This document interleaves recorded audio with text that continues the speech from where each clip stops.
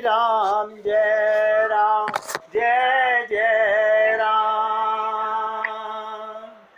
श्री राम जय राम जय जय राम। श्री राम जय राम जय जय राम। श्री राम जय राम जय जय राम।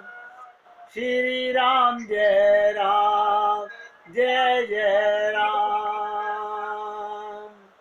श्री राम जय राम जय जय राम। श्री राम जय राम जय जय राम। श्री राम जय राम जय जय राम। श्री राम जय राम जय जय राम।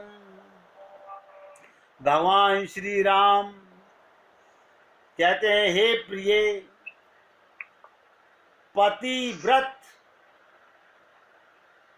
धर्म का पालन करने वाली सुशीले, सुनो, अब मैं कुछ मानवीय लीला करूंगा। भगवान श्री राम उनसे दो कार्य करने की बात कहते हैं सीता जी से, कि एक रूप में तो तुम अग्नि में निवास करो और दूसरे रूप में मेरे पास रहकर छाया रूप में वो भूमिका निभाओ। इससे हमें क्या प्रेरणा लेनी चाहिए? हमें आत्मा बनकर के भगवान से प्रेम करते रहना चाहिए और शरीर रूपी छाया से संसार का व्यवहार करते रहना चाहिए। हम ये उल्टा काम करते हैं, मन भगवान की जगह परिवार को देते हैं। जो एक्टिंग परिवार से करनी है वो गुरु और भगवान से करते हैं। देखिए कमाल की चीज, हम व्यवहार जो कर रहे हैं भगवान के साथ कर रहे हैं, ये हमारी अज्ञानता है। तो आपको संकेत कर दूं कि दंडकारण्य मनोभूमि है और चित्रकूट चित्त की भूमि है। दंडक वन में भगवान राम मन की दुर्बलता को, विकृतियों को, समाज में उसके दुष्परिणामों को प्रकट करने के लिए एक नाटक करते हैं।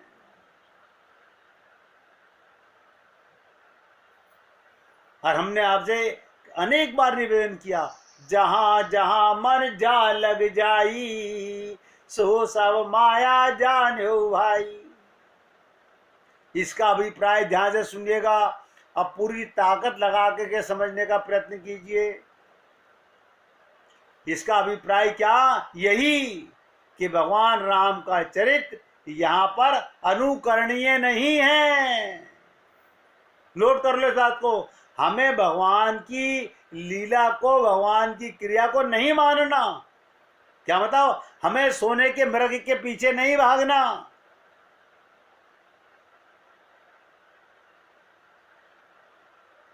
बल्कि हमें सावधान करने वाली लीला है भगवान की। मन के जो विविध दोष हैं, मन के जो अनेक प्रकार के दोष हैं, उन दोषों से उत्पन्न होने वाली जो विकृतियां हैं, उन्हें ही प्रकट करने के लिए भगवान राम दंडकारण्य की इस अपवित्र भूमि में प्रवेश करते हैं। देखिएगा, मन एक, वही मन हरि और गुरु के पास जाता है, वही मन ममता मोहासक्ति में जाता है। इसीलिए मैंने कहा था हमारा मन मल मक्खी की तरह है, कभी खुशबू में बैठता है, कभी मल पे बैठता है। दंडकारण्य की भूमि मनोभूमि, ये मन के जो महल हैं, मन के जो सपने हैं, ये दंडकारण्य है।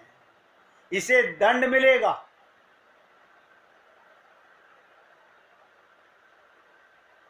जीवन के दो पक्ष प्रकट कर रहे हैं भगवान।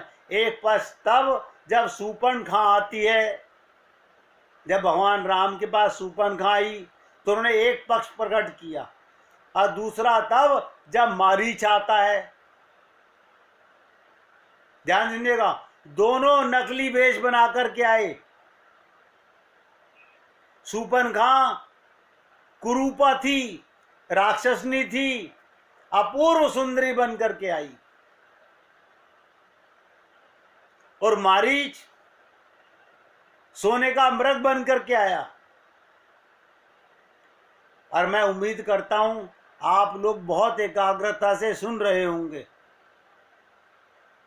दोनों नकली वेश बनाकर आते हैं, क्योंकि अब जो मैं आगे 5-7 मिनट आपके साथ चर्चा करने वाला हूं, आज के लेक्चर का सबसे इंपॉर्टेंट पार्ट होगा। ध्यान से सुनिएगा।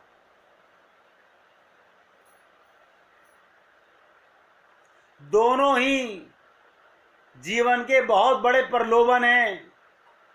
शूर्पणखा के रूप में कामिनी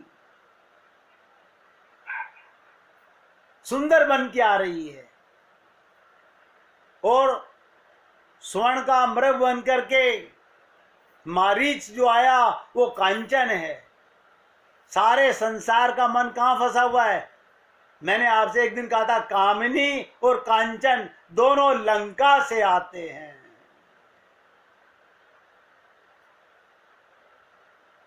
भगवान श्री राम दोनों पक्षों का अंतर बताते हैं।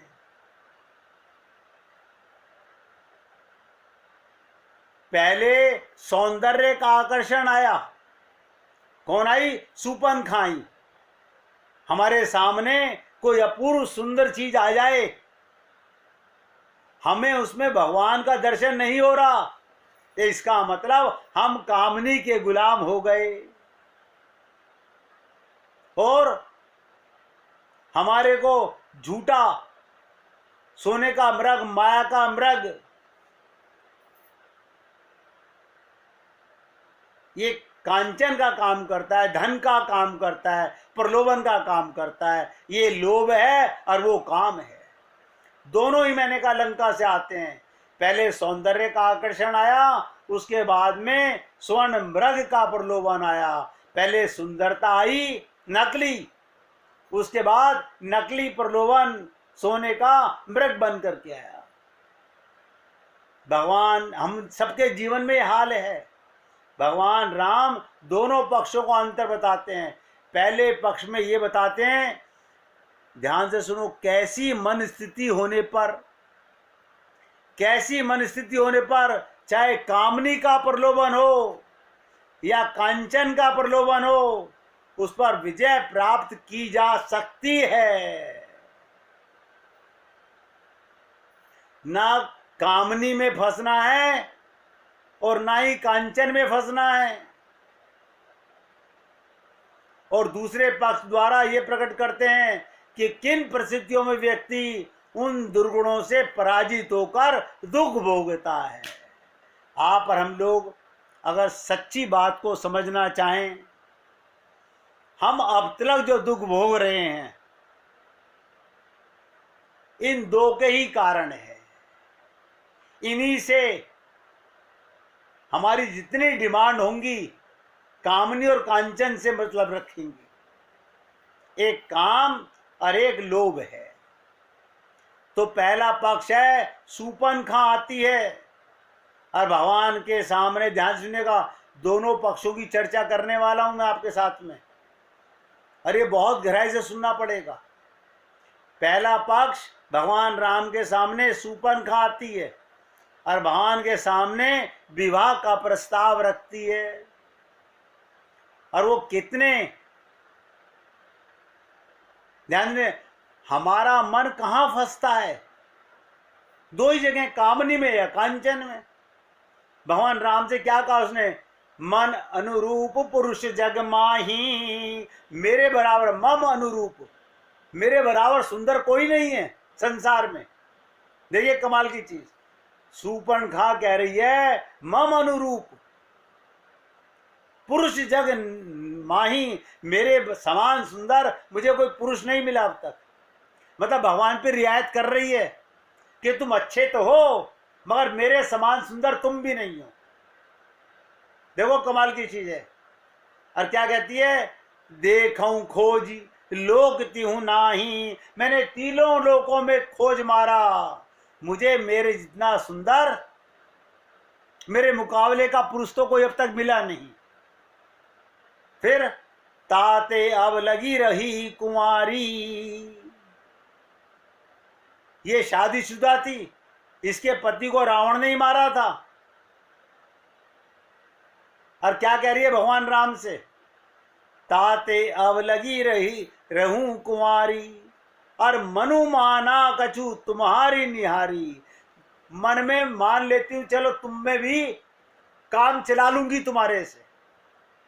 देखिएगा क्या कहती है, मैं तुम्हारे से भी काम चला लूंगी, क्यों, तुम ठीक ठीक हो, मेरे बराबर सुंदर नहीं हो। ये मन का पता आपको, 16 साल की सुकरी, सूरी भी अपने आप को उर्वशी से कम नहीं समझती।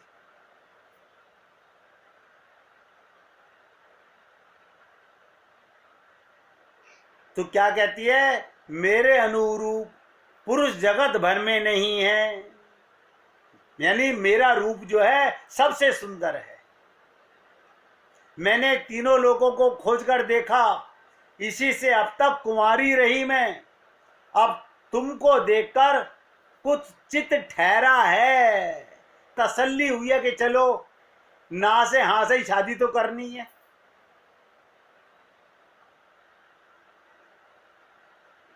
अब बहुत ध्यान से समझिएगा, हाथ की हाथ इलाज बता रहा हूं। अब इससे बचने का उपाय क्या है, वही जो भगवान राम ने किया। कभी तुम्हारे सामने झूठी कामनी आए तो उसे कैसे बचा जाए। और ये मत समझिएगा स्त्री के सामने पुरुष और पुरुष के सामने स्त्री, ये दोनों ही कामनी का रूप है।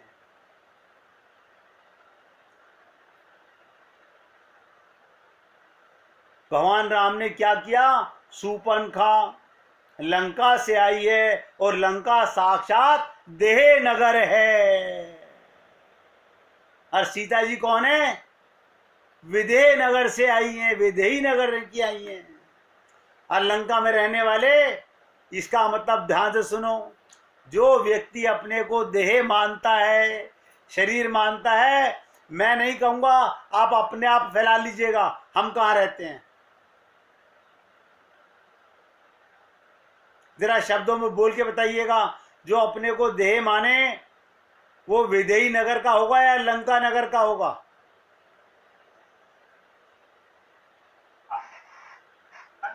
हाँ, तो इसका मतलब अगर आप और हम लोग अपने को शरीर मानते हैं तो हम लंका के रहने वाले हैं।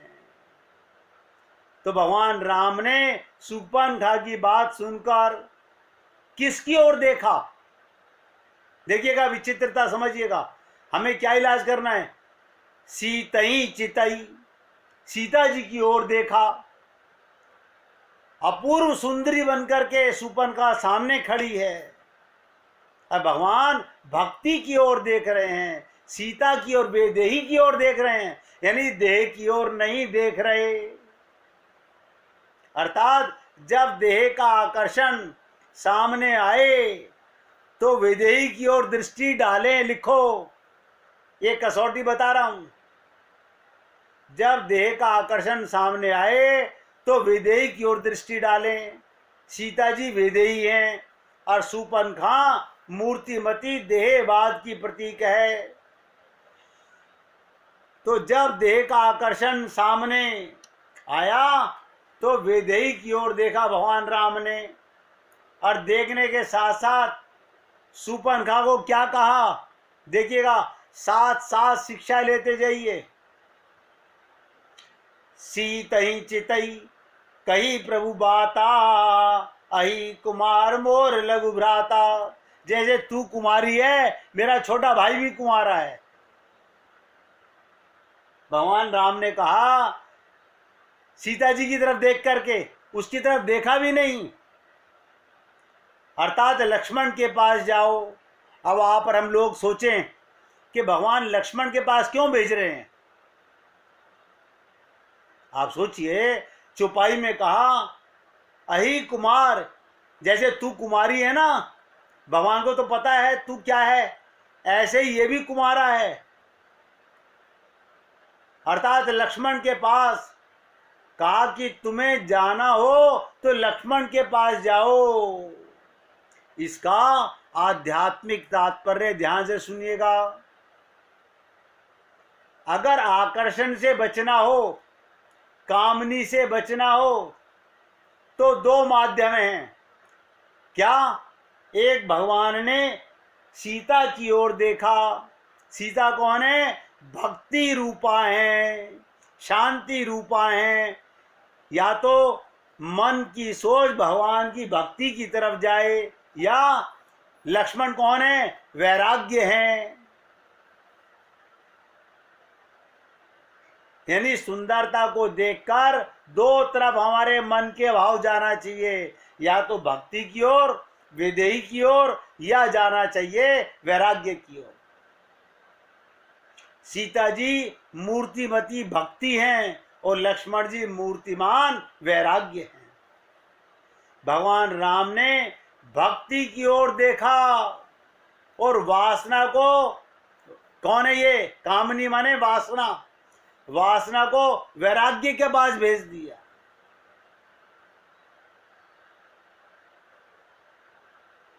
अब वैराग्य कौन है? लक्ष्मण जी।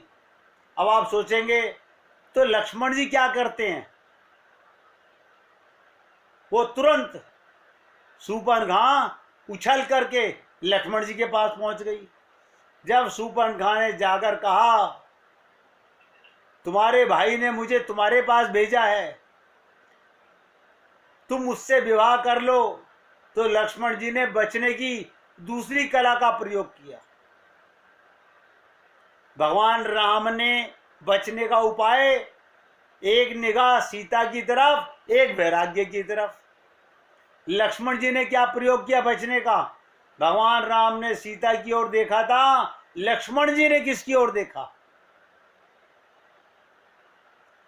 गई लक्ष्मी निरपु भगिनी जानी, प्रभु बिलो की बोले मृदुबाणी। उन्होंने बात तो शूर्पणखा से की, उसके प्रश्नों का उत्तर भी दिया, पर देखते रहे प्रभु की ओर। ध्यान से सुनो, लक्ष्मण मुख से बात करते रहे कामिनी से, शूर्पणखा से, और ध्यान भगवान में लगाए रखा। इसका अर्थ है यदि भक्ति की ओर देखते रहें तो वासना का आकर्षण व्यक्ति को विचलित नहीं कर सकता, अथवा यदि भगवान के सौंदर्य और भगवान के चरणों में दृष्टि बंधी रहे तो वासना मनुष्य को विचलित नहीं कर सकती। इस प्रकार कामनी के आकर्षण पर राम और लक्ष्मण दोनों ने विजय पाई, और आप और हम लोग भी विजय पा सकते हैं। हाँ, मैंने क्या कहा?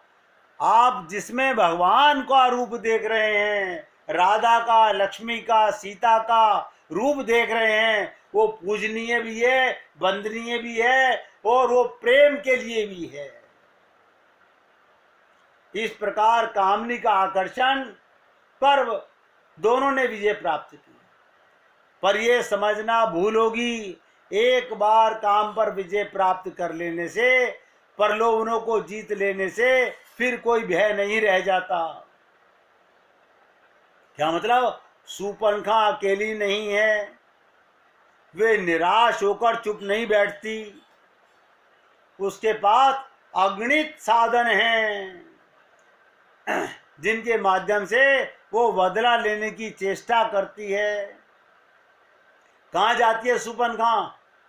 अपने भाई खरदूषण के पास और त्रिशिरा के पास में, और उनको 14,000 सैनिकों को राम के विरुद्ध लड़ने को प्रेरित करती। कहते या तो मेरी बात मानो वरना मैं तुम्हारे से बदला लूंगी। खर, दूषण और त्रिशिरा 14,000 सैनिकों को लेकर आते हैं और भगवान राम 14,000 सैनिकों सहित, ध्यान से सुनो, तीनों का नाश कर देते हैं। अर्थात उन्होंने समस्त दुर्गुणों का नाश कर दिया। तो दंड कारण्य का मतलब यही है, अगर हमारे जीवन में गुरु और भक्ति, प्रभु और सीता रूपी भक्ति का, शांति का प्रवेश हो गया, तो फिर आपको संसार प्रलोभित नहीं कर सकता। भगवान राम अकेले लक्ष्मण को साथ नहीं दिया, 14,000 सैनिकों और इन तीनों को एक साथ समाप्त करते हैं। अर्थात उन्होंने समस्त दुर्गुणों का नाश कर दिया। पर यहां पर भी एक क्रम है,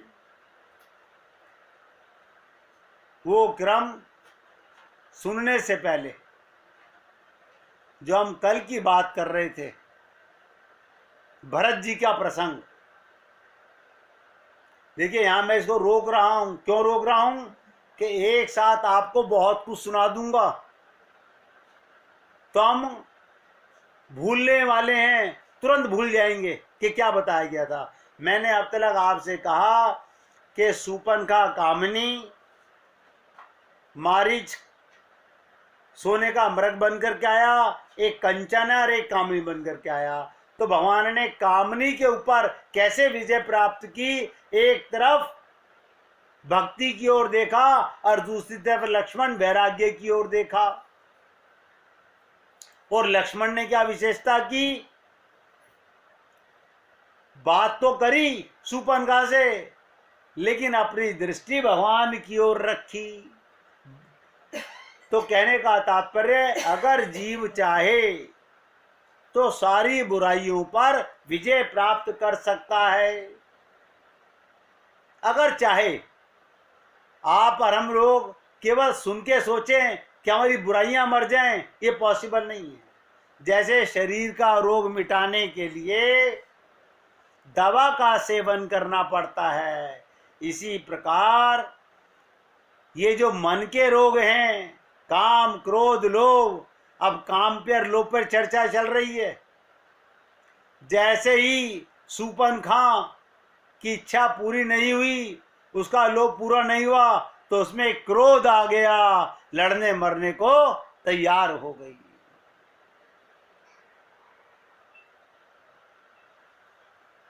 इसकी चर्चा तो बाकी की कल करूंगा। आज जो कल भरत जी की बात कर रहे थे हम कि भाई से प्रेम कैसा, निसंदेह भरत जी के भव्य भक्ति प्रेम में स्वरूप के ही एक महान तपस्वी से लेकर जन जन के मन में राम चेतना का संचार किया। आगे क्या कहा? जड़ चेतन मग जीव घनेरे, जे चितई प्रभु जिन प्रभु घेरे, ते सब भय परम पद जोगू, भरत दरस मेटा भव रोगू। कमाल हो गया, यानी कितनी विचित्र बात हुई। जड़, देखिएगा, भगवान राम जिस मार्ग से गुजरे वहां जड़ चेतन का कल्याण नहीं हुआ था। उसी मार्ग पर जब भरत जी आए तो जड़ चेतन मग जीव घनेरे, अनेक प्रकार के जीव, जे चितई प्रभु जिन प्रभु हेरे, और ते सब भय परम पद जोगू, सबका परम पद होगा। भरत दरस मेटा भव रोगू, भरत का दरस होने से मेटा भव रोगू, उनका महान रोग समाप्त हो गया। बहुत ध्यान से सुनिएगा। प्रेम स्वरूप, ये भरत जी क्या है? प्रेम स्वरूप है। भरत का दर्शन करके ही लोग भव रोग से छुटकारा पाकर परम पद के अधिकारी हो गए। क्यों? भरत जी का जीवन राममय है। मानस में ही अन्यत्र तुलसीदास जी ये भी लिखते हैं, क्या लिखते हैं? राम भक्ति रत नर अरु नारी। एक एक शब्द ध्यान दीजिएगा। राम भक्ति रत यानी राम भक्ति मिलती कैसे है, ध्यान सुनिएगा। राम भक्ति रत नर अरु नारी, सकल परम गति के अधिकारी। जो भगवान की भक्ति में, चाहे वो पुरुष हो चाहे वो स्त्री हो, रत रमण करते हैं, डूबे रहते हैं, वो सब परम गति के अधिकारी बन जाते हैं। और ये राम भक्ति मिलती कैसे है, ध्यान से सुनिएगा। ऐसे कि भक्ति तात अनुपम सुख मूला, मिलई जो संत होई अनुकूला। यही कारण है संत शिरोमणि भगत प्रवर भरतलाल जी के दर्शन से जड़ चेतन सभी में तत्काल रंभती, यानी भक्ति की प्रतिष्ठा हो गई। भरत जी की दृष्टि जिस पर पड़ी और जिसकी दृष्टि भरत जी पर पड़ी, सब में भक्ति प्रवेश कर गई। और यही कहा कि भक्ति तात अनुपम सुख मूला, मिलई जो संत होए अनुकूला। अगर गुरु के मिलने के बाद भी, संत के मिलने के बाद भी हमारे अंदर भक्ति प्रवेश नहीं कर रही है, इसका मतलब अभी हम शरणागत नहीं हुए हैं। और कहते हैं भरतलाल के दर्शन से जड़ चेतन सभी में तत्काल रंभती, यानी भक्ति की प्रतिष्ठा हो गई और सभी को परम पद का अधिकार प्राप्त हो गया। इस प्रकार जन जन के मन मंदिर में, ध्यान से सुनो, जन जन के मन मंदिर में, ये बाहर के मंदिर नहीं। आजकल तो ऐसा टाइम हो गया कि मन मंदिर में कोई नहीं जा रहा, मंदिरों में लाखों लोग जा रहे हैं, करोड़ों लोग जा रहे हैं मंदिरों में, मन मंदिर में कोई नहीं जा रहा। जन जन के मन मंदिर में भरत जी ने राम की प्रतिष्ठा कर दी। इसलिए कहते हैं ना, बिनु हरि कृपा मिले ही नहीं संता। संत महात्मा भगवान की कृपा के बिना नहीं मिलते। और बिनु सत्संग विवेक ना हुई, और बिनु विवेक हरि कृपा ना हुई। संतों की कृपा से हमें विवेक मिलता है, और विवेक से ही भगवान की कृपा बरसती है। तो कहने का तात्पर्य, इस प्रकार जन जन के मन मंदिर में भरत जी ने राम की प्रतिष्ठा करा दी, भगवान श्री राम के रामत्व को सार्थक किया। देखिएगा, एक विचित्र बात बताने जा रहा हूं। 14 वर्ष की अवधि बीतने में जब एक दिन शेष रह गया, तो प्रभु राम भद्र ने अंजनी किशोर को, हनुमान जी को कहा, भैया भरतलाल का हाल जानने के लिए अवध में भेजा। अगर मैं लेट हो गया वो प्राण छोड़ देगा, अग्नि की समाधि में बैठ जाएगा।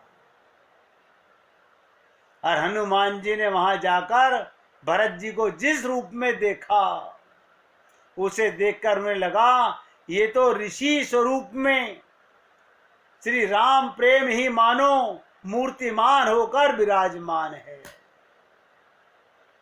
क्या कहा, ध्यान दीजिएगा।